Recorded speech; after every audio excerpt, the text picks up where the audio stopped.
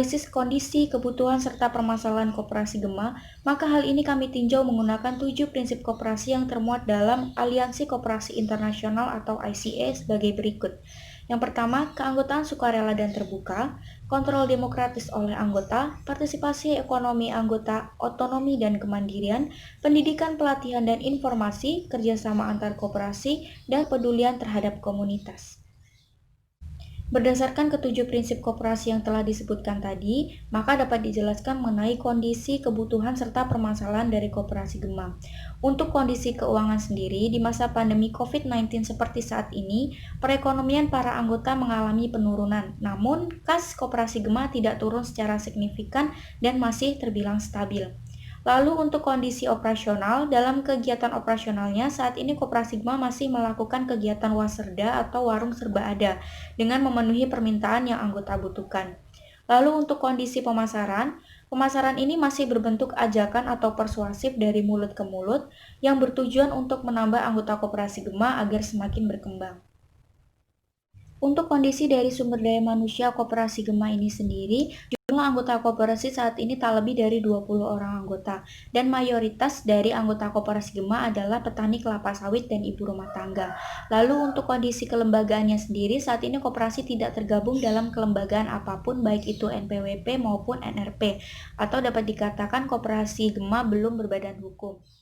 Lalu mengenai permasalahan yang dialami oleh Koperasi Gema, masalah di bidang keuangan yang baru-baru ini muncul adalah masalah yang disebabkan oleh pandemi COVID-19, di mana penghasilan para anggota mengalami penurunan sehingga mereka sedikit mengalami kesulitan dalam membayar iuran wajib dan menyebabkan kas koperasi menurun. Lalu di bidang operasional, Koperasi Gema saat ini masih belum menggunakan teknologi dalam melakukan kegiatan operasionalnya.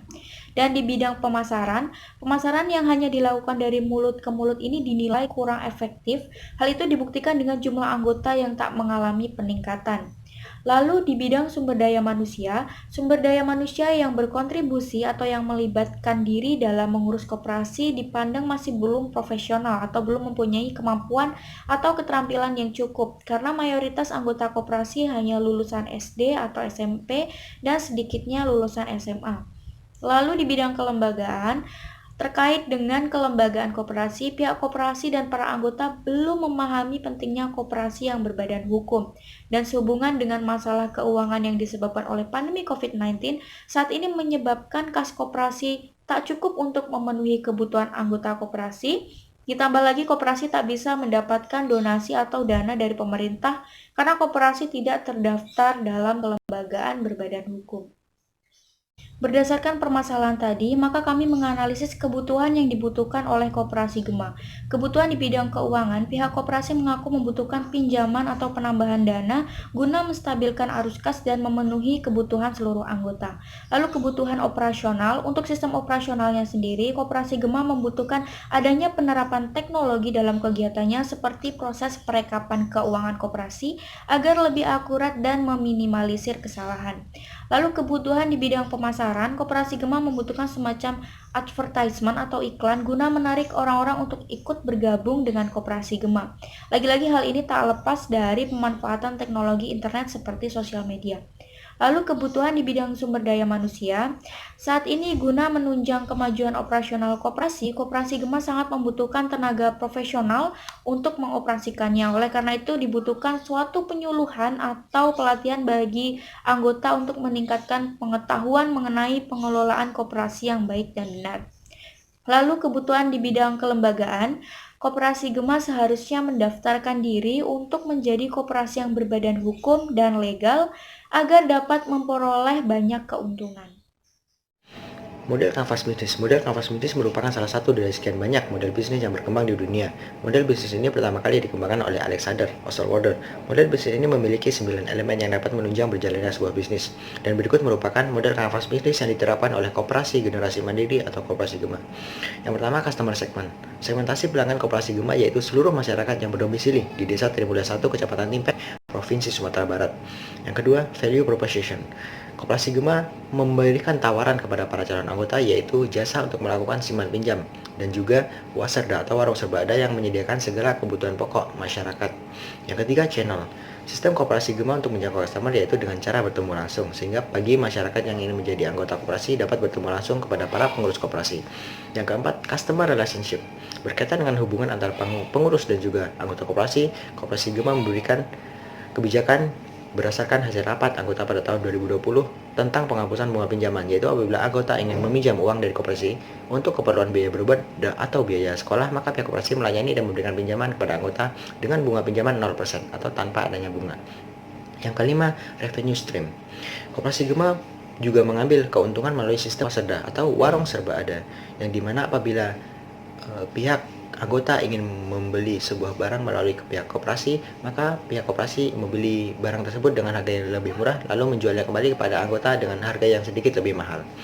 Yang keenam, key ratio. Mengenai sumber daya atau aset yang dimiliki koperasi Gema sendiri bisa dibilang belum cukup memadai, karena koperasi Gema tidak memiliki kantor, dan kantor saat ini koperasi Gema masih terpusat di salah satu rumah dari pengurus koperasi, dan pelayanannya pun juga masih secara manual. Yang ketujuh, kayak aktivitas. Berdasarkan rapat tahunan para anggota koperasi tahun 2020, koperasi Gema memiliki pembaruan beberapa persyaratan untuk siapa saja yang ingin menjadi anggota koperasi, yaitu harus membayar sembarang pokok sebesar 1.700.000 per orang. Yang kedelapan, key partners. Koperasi Gema sendiri tidak memiliki partner eksternal untuk diajak bekerja sama, tetapi koperasi Gema memiliki partner internal, yaitu para anggota koperasi yang bisa diajak bekerja sama dengan pihak koperasi.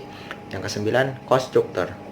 Berdasarkan penjelasan dari pihak koperasi, mereka tidak menyebutkan secara rinci segala keuangan yang dikeluarkan, namun mereka memberikan penjelasan secara garis besarnya saja, yaitu rata-rata pengeluaran per tahunnya sekitar 37 juta, baik itu untuk kebutuhan pokok, keperluan barang, maupun juga untuk keperluan pinjaman bagi para anggota koperasi. Untuk ahli siswa sendiri, yang pertama itu ada strength atau keunggulan dari Koperasi Gema. Yang pertama, berdirinya Koperasi Gema sudah 5 tahun, adanya visi, misi, dan moto, adanya toko waserda. Untuk kelemahan atau weakness dari Koperasi Gema itu berkurangnya SDM dari 25 anggota menjadi 17 anggota, kemudian adanya sistem laba atau bunga dari toko waserda sendiri dengan jumlah 50.000. Kemudian juga dalam bentuk dari opportunities atau sebuah peluang dari keunggulan Koperasi Gema sendiri itu, dengan berdirinya Koperasi Gema sangat membantu anggota dan masyarakat dalam memenuhi kebutuhan karena dapat melayani dalam bentuk simpan pinjam. Kemudian adanya toko waserda yang memudahkan dalam pelayanan barang dan juga memberikan kemudahan bagi anggota dan masyarakat jika ingin melakukan peminjaman dalam bentuk barang. Kemudian juga untuk risk atau ancaman dari Koperasi Gema itu yang menjadi hambatan yaitu dengan faktor ekonomi yang mempengaruhi anggota koperasi dalam mempunyai penghasilan untuk membayar simpanan wajib dan simpanan pokok. Kemudian adanya SDM yang rata-rata tidak memiliki pendidikan tinggi sehingga mempengaruhi dari pembentukan koperasi dan kebijakan lainnya. Kemudian juga untuk faktor pandemi, dengan adanya faktor pandemi sehingga mempengaruhi dari bentuk ekonomi masyarakat dan anggota dalam meminjam karena dibutuhkan dengan perataan penjumlahan yang sama, yaitu dengan mengurangi batasan dalam peminjaman sehingga dapat memenuhi kebutuhan anggota koperasi lainnya. Terima kasih. Rencana strategis. Perencanaan strategis koperasi adalah proses yang dilakukan koperasi untuk menentukan strategi atau arahan, serta mengambil keputusan untuk mengalokasikan sumber daya koperasi. Rencana strategis Koperasi Gema meliputi penguatan usaha koperasi, penguatan kelembagaan, peningkatan daya saing, dan pembangunan koperasi berbasis potensi dan kemandirian lokal. Program Koperasi Gema dalam rencana strategis seperti program peningkatan produktivitas usaha, program peningkatan kualitas kelembagaan, program peningkatan iklim pendukung usaha, dan program pengembangan sistem pendukung usaha. Adapun program kerja Koperasi Gema dalam organisasi, yang pertama itu ada pembinaan calon anggota dan anggota baru. Yang kedua ada peningkatan sumber daya manusia. Yang ketiga ada rapat anggota dan rapat pengurus. Yang keempat ada monitoring. Dalam usaha ada Yang pertama, peningkatan modal usaha. Yang kedua, peminjaman. Yang ketiga, partisipasi anggota. Yang keempat, jasa keuangan. Dan dalam manajemen itu ada yang pertama manajemen operasional.